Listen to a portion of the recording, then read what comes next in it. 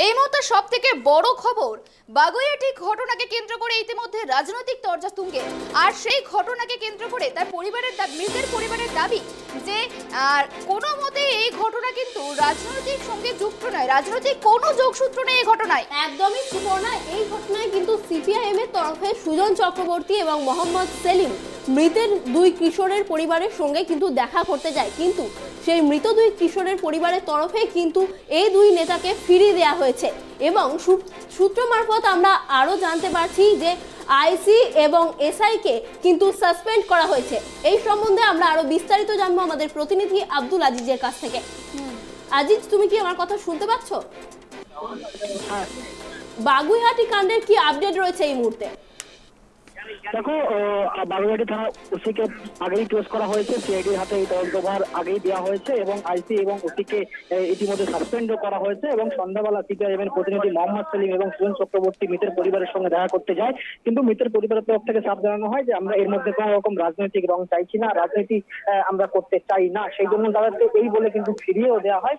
এবং সব মিলিয়ে আমরা দেখেছি যে গতকাল থেকেই কিন্তু দফায় দফায় বিভিন্ন বিরোধী দলের প্রতিনিধিরা তারা মৃতের পরিবারের সঙ্গে দেখা করতে চেয়েছেন। সেটা সুকান্ত মজুমদার থেকে শুরু করে শ্রমিক ভট্টাচার্য বা আজকে সন্ধ্যায় যদি আমরা বলি তাহলে সুজন চক্রবর্তী এবং মোহাম্মদ সেলিম প্রত্যেকেই কিন্তু দেখা করতে গিয়েছে, কিন্তু মৃতের পরিবারের তরফ থেকে তাদেরকে বাধা দেওয়া হয়েছে, দেখা করতে দেওয়া হয়নি।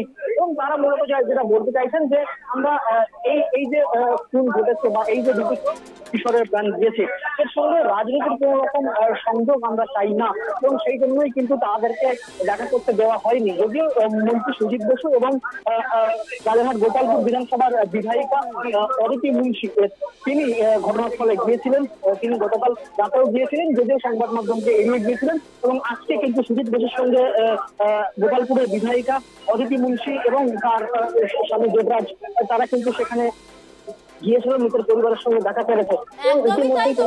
আরো একটা প্রশ্ন আমি জিজ্ঞাসা করব, মৃত দুই কিশোরের পরিবারের তরফে কি প্রশাসনের ভূমিকা নিয়ে কোনো ক্ষোভ উগরে দেওয়া হয়েছে? একদমই প্রশাসনের ভূমিকা নিয়ে ক্ষোভ উগরে দেওয়া হয়েছে, সেটা গতকাল রাত থেকেই সেই তারা খুঁজছেন। এবং গতকাল বিভিন্ন জায়গায় রাস্তা অবরোধ থেকে শুরু করে আজকে বাগুইআটি থানা ঘেরাও এবং সেখানে দফায় দফায় বিক্ষোভ, এই সমস্ত জিনিস কিন্তু এলাকাবাসী বা মৃতের আত্মীয় যারা রয়েছেন তারা কিন্তু প্রশাসনের যে ভূমিকা, পুলিশের যে ভূমিকা, সেই ভূমিকা নিয়ে অবশ্যই তো তাই নয়, মুখ্যমন্ত্রী নিজেও কিন্তু পুলিশের ভূমিকা নিয়ে সন্তুষ্ট নন।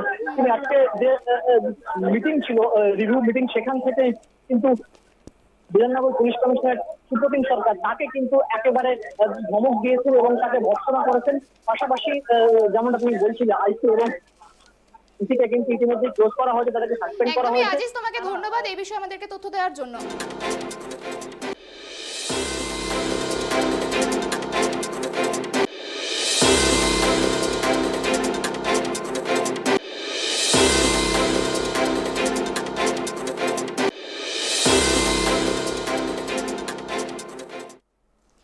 পুলিশ, শিক্ষক এবং ডাক্তার যারা সমাজের সিদ্ধারা, একদমই তাই, যাদের কাছে মানুষ প্রয়োজনে বারংবার ছুটে যায়, যাদের মানুষ ভরসা করতে পারে। কিন্তু কেন বলছি বলুন তো এসব কথা? কারণ বাগুইআটিতে যে দুই কিশোরকে অপহরণ করা হয়, সেই দুই কিশোরকে কিন্তু অপহরণ করার পরে মুক্তিপণ চেয়েও কিন্তু খুন করা হয়। একদমই তাই সুপর্ণা, 14 দিন দুই কিশোরের মৃতদেহ মর্গে পড়ে থাকার পরও পুলিশ কেন জানতে পারলো না? একদমই সেটাই। আর এই ঘটনাকে কেন্দ্র করে কিন্তু স্বভাবতই প্রশ্ন উঠছে পুলিশের ওপর, আর এরই সঙ্গে প্রশ্ন উঠছে সরকারি, এছাড়াও প্রশ্ন উঠছে যে হাসপাতাল কর্মচারীদের ওপরও। দেখুন ঠিক কি ঘটেছিল।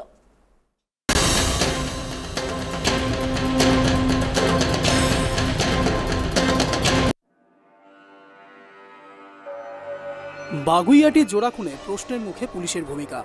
মৃত দুই পড়ুয়ার পরিবারের সদস্যরা পুলিশি নিষ্ক্রিয়তার অভিযোগ তুলেছে।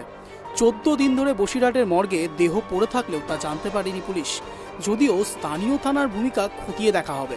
প্রশ্ন উঠেছে খুনের কারণ নিয়েও।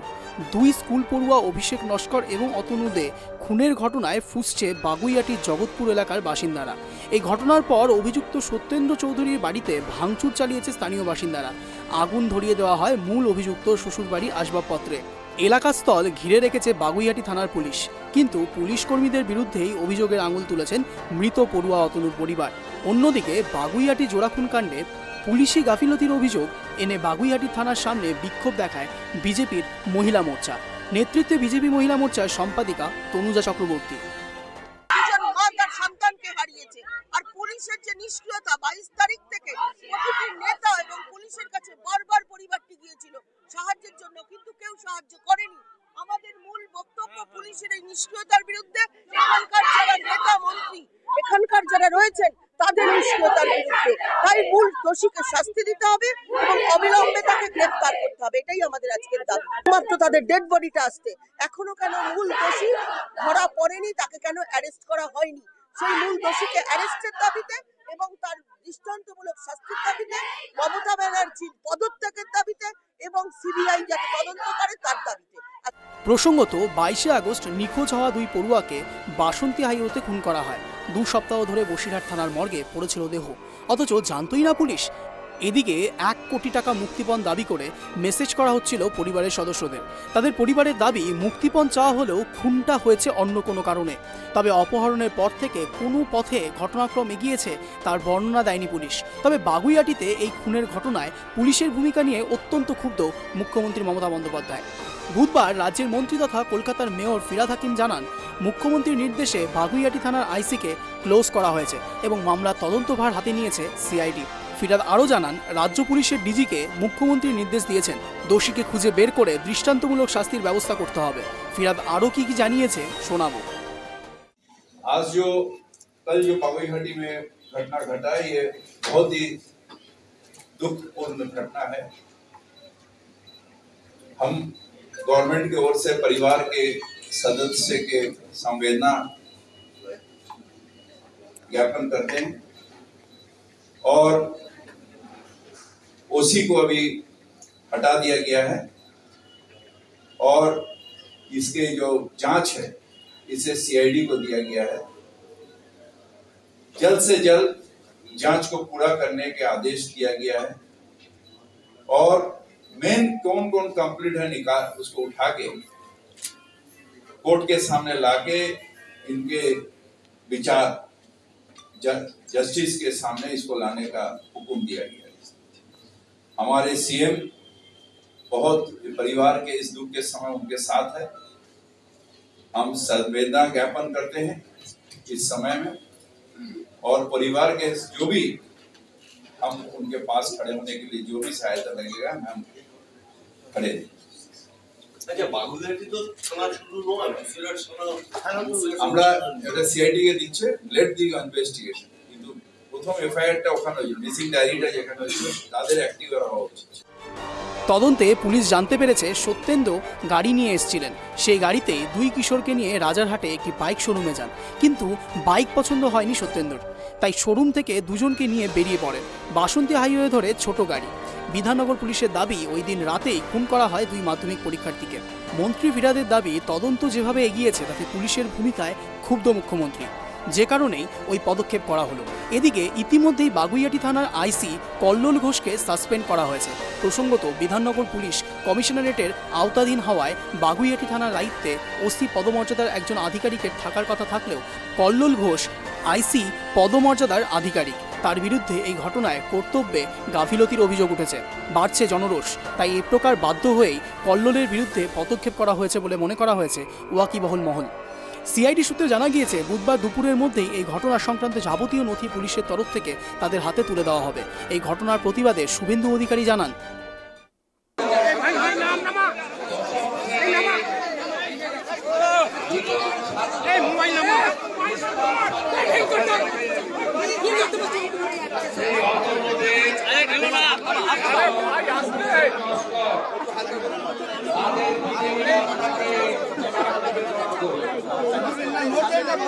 ভগবান তাদের এই প্রার্থনা ব্যথাতুর হৃদয় নিয়ে আজকে এখানে আমরা সবাই প্রার্থনা করছি। তবে রাজ্য সরকার তথা মুখ্যমন্ত্রীর এই তৎপরতা সত্ত্বেও পুলিশ বা সিআইডির উপর আস্থা রাখতে পারছেন না নিহত দুই ছাত্রের পরিবারের সদস্যরা। তাদের বক্তব্য, এখনও পর্যন্ত পুলিশ তদন্তের নামে শুধুই টালবাহানা করছে। তাই সিবিআই তদন্তের দাবি সরব হয়েছেন সন্তানহারা বাবা মায়েরা। Bureau report, tribe TV.